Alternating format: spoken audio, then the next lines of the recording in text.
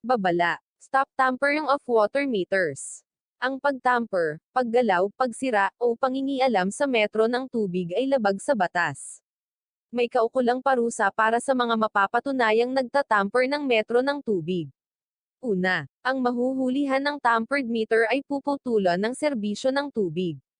Ikalawa, pagkakakulong ng mula 6 na buwan hanggang 2 taon. Ikatlo, pagbabayad ng doble sa halaga ng nawalang tubig.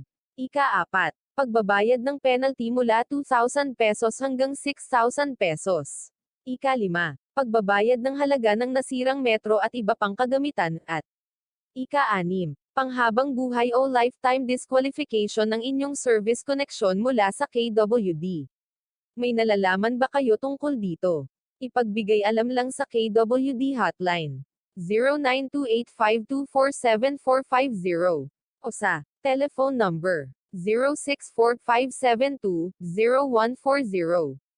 Pwede din makipag-ugnayan sa pamamagitan ng Facebook page Kabakan Water District, sa website at www.kabakan-water.gov.ph at sa email info@kabakan-water.gov.ph. Ang pag-ibigay impormasyon ay ituturing naming confidential. May nag-aantay din pong pabuya para sa pagbibigay impormasyon para sa ikakadakip ng mga gumagawa nito. Thank you.